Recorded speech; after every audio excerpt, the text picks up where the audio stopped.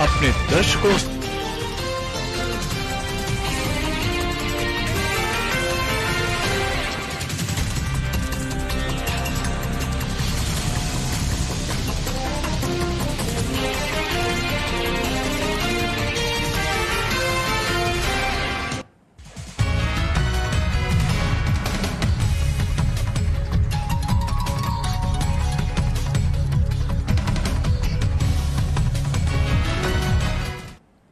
नमस्कार, बहुत स्वागत है आपका न्यूज अपडेट में। मैं हूं आपके साथ अमित शर्मा। शुरुआत करेंगे इस वक्त की बड़ी खबर के साथ। इस वक्त की बड़ी खबर आपको बता दें, लोकसभा चुनाव के आखिरी चरण का मतदान जारी है। लोकसभा चुनाव के आखिरी चरण की वोटिंग जारी है। 8 राज्यों की 57 सीटों पर वोटिंग हो रही है। पीएम मोदी समेत कई दिग्गज चुनावी मैदान में है। उत्तर प्रदेश की 13 सीटों पर मतदान हो रहा है। इस वक्त की बड़ी खबर आपको बता दें, 8 राज्यों की 57 सीटों पर वोटिंग हो रही है। यूपी की बात करें तो 13 सीटों पर मतदान हो रहा है। कई दिग्गज चुनावी मैदान में है। प्रधानमंत्री नरेंद्र मोदी अपनी परंपरागत सीट वाराणसी से चुनावी मैदान में, उनके खिलाफ अजय राय चुनावी मैदान में हैं। इसके अलावा 12 और सीटें हैं, जिनमें महाराजगंज, गोरखपुर, कुशीनगर, देवरिया, बांसगांव, घोली, सलेमपुर, बलिया, गाजीपुर, चंदौली, मिर्जापुर और रॉबर्ट्सगंज भी शामिल हैं। इसके अलावा सोनभद्र जिले में दुद्धी की रिक्त चल रही विधानसभा सीट के उपचुनाव के लिए भी आज ही वोटिंग हो रही है। तस्वीरें आपके सामने। मुख्यमंत्री योगी आदित्यनाथ ने अपना वोट कास्ट किया सुबह पहुंचकर, और लोगों से भी अपील की कि ज्यादा से ज्यादा संख्या में आप पहुंचे पोलिंग बूथ और मतदान करें। बता दें कि मतदान की शुरुआत सुबह 7 बजे से हो चुकी है और शाम 6 बजे तक यह जारी रहेगा। और इनमें से 12 लोकसभा सीटों के मतदान केंद्रों पर जितने भी लोग कतार में होंगे वो सभी वोट देने के हकदार होंगे, जबकि रॉबर्ट्सगंज लोकसभा सीट और सोनभद्र जिले में दुद्धी विधानसभा सीट पर मतदान सुबह 7 बजे शुरू होकर शाम 4 बजे तक ही रहेगा। तो 7वें चरण में मतदाताओं की संख्या की दृष्टि से देखें तो सबसे अधिक मतदाता गोरखपुर और सबसे कम सलेमपुर लोकसभा निर्वाचन क्षेत्र में है। 13 लोकसभा निर्वाचन क्षेत्रों में कुल 144 प्रत्याशी मैदान में है, जिनमें 134 पुरुष, 10 महिला प्रत्याशी हैं। और 7वें चरण में सबसे ज्यादा 28 प्रत्याशी घोसी लोकसभा निर्वाचन क्षेत्र में है और सबसे कम 7 प्रत्याशी देवरिया और वाराणसी लोकसभा निर्वाचन क्षेत्र में है। तो वाराणसी, जो कि इस पूरे चरण की सबसे हॉट सीट है, प्रधानमंत्री नरेंद्र मोदी यहां से सांसद है और इस बार भी चुनावी मैदान में उतरे हैं और लगातार वोटिंग हो रही है।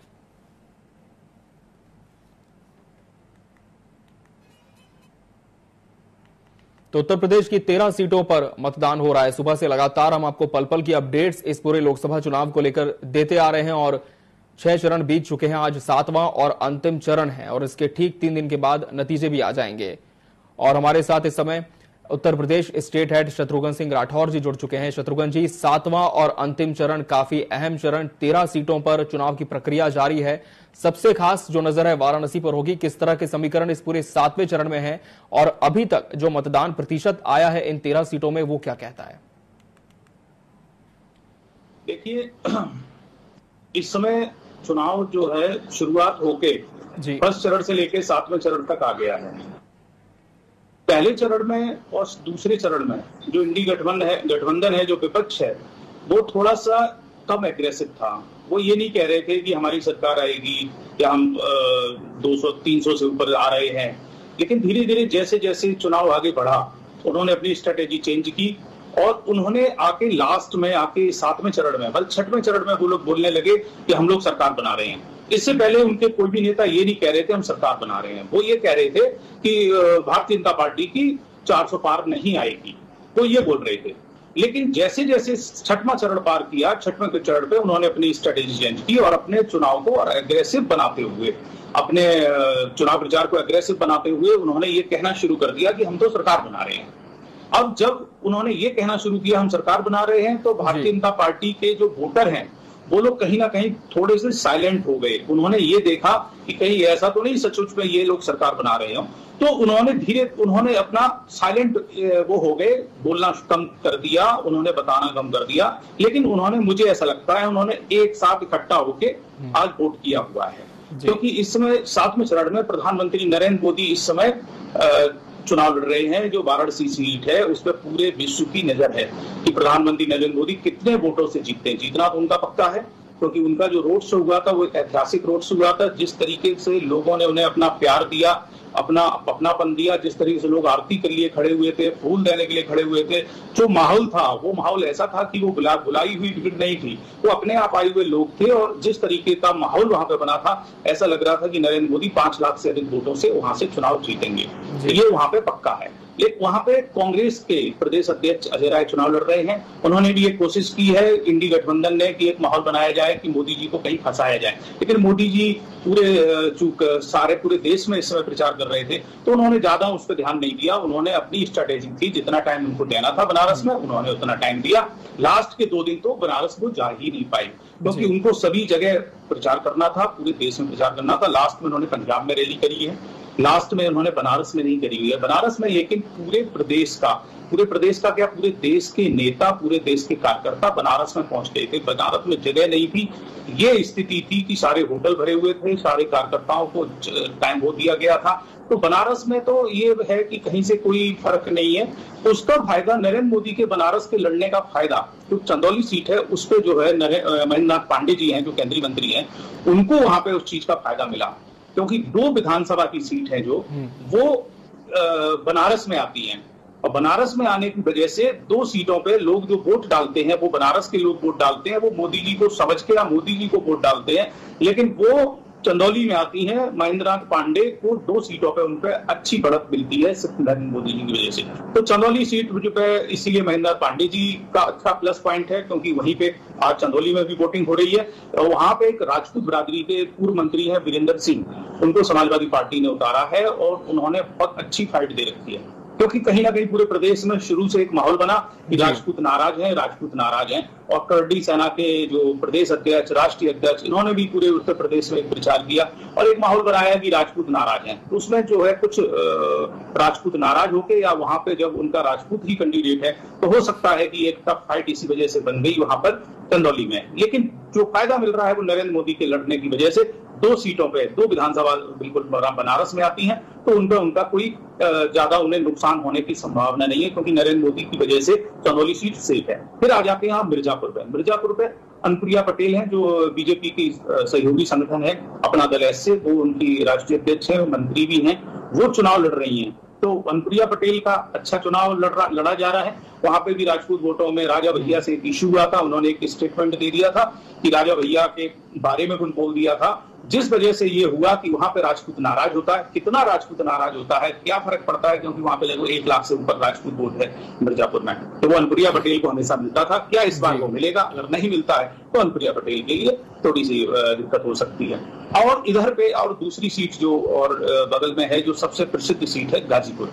आप बनारस का और गाजीपुर का बॉर्डर मिलता है, लेकिन गाजीपुर में मुख्तार अंसारी के भाई अफजल अंसारी चुनाव लड़ रहे हैं। मुख्तार अंसारी की चूक जेल में मृत्यु हो गई थी, हार्ट अटैक से मृत्यु हुई थी, लेकिन विपक्ष ने आरोप लगाया था, मुख्तार अंसारी के परिवार ने आरोप लगाया था कि ये भारतीय जनता पार्टी के नेता या मंत्री या उन्होंने मुख्यमंत्री जी ने इनकी हत्या करवा दी है, ये आरोप लगाया था। इनडायरेक्ट में प्रशासन पे आरोप लगा था। तो मुख्तार अंसारी की डेथ हो गई है। अफजल अंसारी इस समय चुनाव मैदान में है। पहले वो बहुजन समाज पार्टी और समाजवादी पार्टी के गठबंधन से वहां से जीते थे। बहुजन समाज पार्टी की सीट से अफजल अंसारी वो गाजीपुर से जीते थे। उन्होंने मनोज सिन्हा को हराया था, जो इस समय जम्मू कश्मीर के राज्यपाल है। क्योंकि जम्मू कश्मीर के राज्यपाल हैं, वो भी वहां से कुछ प्रभाव डाल रहे हैं कि गाजीपुर में किसी भी तरह ये सीट वापस खींची जाए।